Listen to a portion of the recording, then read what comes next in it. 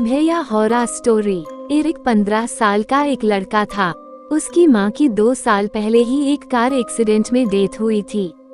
उनके गुजरने के बाद एरिक बहुत मायूस हो गया था। एरिक के डैड की नाइट शिफ्ट होने की वजह से वो उसके साथ ज्यादा वक्त नहीं गुजार पाते थे। एरिक ने धीरे धीरे अपने दोस्तों से भी बात करना बंद कर दिया था। एरिक अपनी क्लास में अकेला बैठकर बस अपनी किताब में ड्राइंग्स बनाता रहता था। पर एक दिन एरिक के साथ कुछ ऐसा हुआ जिसने उसकी जिंदगी बदल दी। उस दिन एरिक की क्लास में एक नया स्टूडेंट माइकल एडमिट हुआ था। माइकल दिखने में एक बहुत ही शर्मीला सा लड़का था।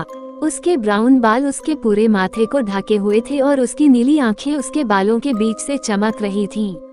माइकल की इंट्रोडक्शन के बाद वह एरिक के साथ आकर बैठ गया। माइकल एरिक से बात करने की कोशिश करने लगा, पर एरिक किसी से बात नहीं करता था। वह माइकल को इग्नोर करके अपना सर झुकाकर अपनी किताब में ड्राइंग बनाने लगा। थोड़ी देर में स्कूल खत्म होने की घंटी बजी और सभी बच्चे अपने अपने घर जाने लगे। एरिक भी अपनी साइकिल पर स्कूल से बाहर निकला कि तभी उसने देखा स्कूल गेट के बाहर कुछ लड़के माइकल को बुली कर रहे थे। माइकल ने एरिक को देखते ही उसे मदद के लिए बुलाया, पर एरिक ने उस पर ध्यान नहीं दिया और अपनी साइकिल लेकर वहां से चला गया। लेकिन कुछ दूर पहुंचकर एरिक को बहुत बुरा लगने लगा। उसके दिमाग में बार बार मदद मांगता हुआ माइकल आ रहा था। वह वापस स्कूल गया, लेकिन वहां पहुंचकर उसने देखा कि वहां कोई भी नहीं था। तभी एरिक को माइकल अपनी साइकिल से एक रास्ते पर जाते हुए दिखाई दिया। उसके पीछे वही लड़के लगे थे जो उसे बुली कर रहे थे। एरिक भी माइकल की मदद करने के लिए उसके पीछे चला गया। साइकिल चलाते चलाते वो एक ऐसे रास्ते पर आ गया था जिसके दोनों तरफ जंगल था।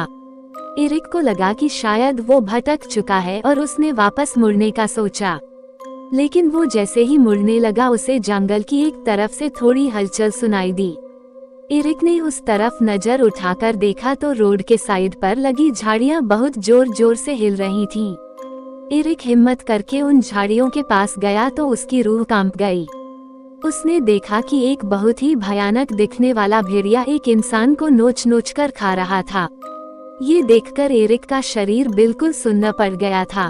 उसने ध्यान से देखा तो वो शरीर जिसे वो भयानक भेड़िया चबा रहा था वो किसी और का नहीं बल्कि उसी लड़के का था जो स्कूल के बाहर माइकल को बुली कर रहा था।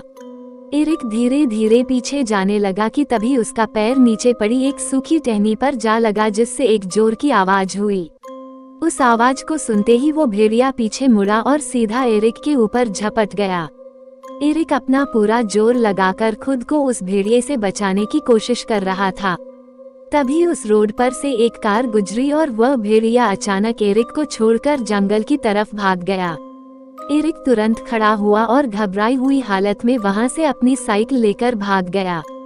उसने जल्दी से जाकर पुलिस को इन्फॉर्म किया और पुलिस को लेकर उसी जगह पर पहुंच गया।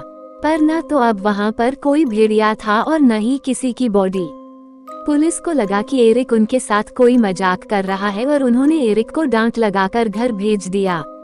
अगले दिन स्कूल में अपने फेवरेट टीचर मिस्टर ब्लैक से इस बारे में बात करने गया। एरिक की मॉम के मरने के बाद मिस्टर ब्लैक ने एरिक को काफी इमोशनल सपोर्ट किया था। एरिक को यकीन था कि कोई उसकी बात को समझे ना समझे, मिस्टर ब्लैक जरूर समझेंगे।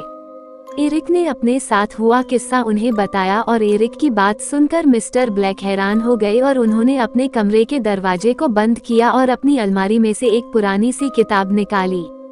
एरिक को कुछ भी समझ नहीं आ रहा था, पर फिर मिस्टर ब्लैक ने उस किताब को खोला और कहा कि उन्हें ऐसा लगता है कि एरिक ने जो कल देखा वह कोई मामूली भेड़िया नहीं था बल्कि एक वेयरवुल्फ था। वेयरवुल्फ यानी ऐसे मिथक क्रीचर जो वैसे तो इंसानी रूप में रहते हैं पर आपे से बाहर हो जाने पर या किसी चांदनी रात में एक भयानक भेड़िए में बदल जाते हैं। ये सुनते ही एरिक के दिमाग में सिर्फ एक ही बात चलने लगी। वह माइकल के पीछे उस रास्ते पर गया था और जो बच्चा कल मारा गया वह माइकल को ही बुली कर रहा था। ये सब सोचकर एरिक को लगने लगा कि माइकल एक वेयरवुल्फ है और उसी ने कल उस पर हमला किया था। उस दिन के बाद से लगभग हर दिन लोगों के लापता होने की खबर आने लगी।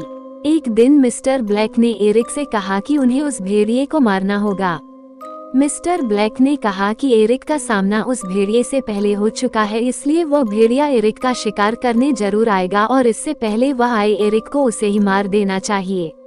स्कूल के बाद एरिक मिस्टर ब्लैक के साथ उनके घर चला गया। मिस्टर ब्लैक ने उसे पीने के लिए कॉफी दी, लेकिन उस कॉफी को पीते ही एरिक को चक्कर आने लगे और उसे सब धुंधला धुंधला दिखने लगा। उसने देखा कि मिस्टर ब्लैक अपने बेडरूम की तरफ जा रहे हैं। बाहर बहुत रात हो चुकी थी और चांद भी नजर आने लगा था। एरिक बेहोशी की हालत में ये सब देख ही रहा था कि अचानक से एरिक को मिस्टर ब्लैक के बेडरूम से एक जोर की आवाज आई। एरिक तुरंत उठकर बेहोशी की हालत में उनके कमरे के दरवाजे पर गया। दरवाजा अंदर से लॉक था। एरिक को कुछ समझ नहीं आ रहा था, तो वह मिस्टर ब्लैक को जोर जोर से आवाज देने लगा और दरवाजा नॉक करने लगा, पर मिस्टर ब्लैक ने कोई जवाब नहीं दिया। एरिक को अंदर से किसी भेड़िए की गुहार करने की आवाज आ रही थी। एरिक ने कीहोल से जैसे ही कमरे के अंदर झांका तो उसके होश उड़ गए। एरिक की आंखों के सामने मिस्टर ब्लैक की रीढ़ की हड्डी गोल हो गई और उनके पूरे शरीर पर बड़े बड़े बाल आ गए। उनका मुंह लंबा होने लगा और दांत एक जानवर जैसे बड़े हो गए। कुछ ही सेकंड में मिस्टर ब्लैक उस खूंखार भेड़िए में बदल चुके थे। एरिक समझ गया था कि वो वेयरवुल्फ माइकल नहीं बल्कि मिस्टर ब्लैक ही थे, पर इससे पहले कि वह कुछ कर पाता, मिस्टर ब्लैक ने दरवाजा तोड़ते हुए एरिक पर हमला कर दिया। वो एरिक को नोचने लगे और एरिक दर्द में अपना हाथ इधर उधर मार रहा था कि तभी उसके हाथ में मिस्टर ब्लैक का लाइटर आ गया। एरिक ने जैसे ही वह लाइटर जलाया, वह भेड़िया पीछे हट गया। एरिक ने आसपास की सारी चीजों को जलाना शुरू कर दिया। आग के डर से वह भेड़िया वहां से भाग गया।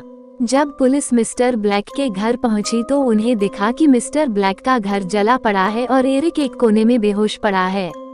एरिक को जब होश आया तो उसने पुलिस को सब कुछ बताया, लेकिन उस दिन से मिस्टर ब्लैक भी गुमशुदा लोगों की लिस्ट में शामिल हो गए थे। पुलिस को भी अपनी इन्वेस्टिगेशन में कुछ नहीं मिला। उन्हें एरिक की कहानी पर यकीन तो नहीं था, लेकिन उस दिन के बाद से शहर का कोई भी इंसान गायब नहीं हुआ। एरिक उस दिन बाल बाल बच गया, लेकिन अपने साथ हुआ वह भयानक एक्सपीरियंस वह शायद कभी नहीं भूलेगा। आपको क्या लगता है, क्या हुआ मिस्टर ब्लैक का?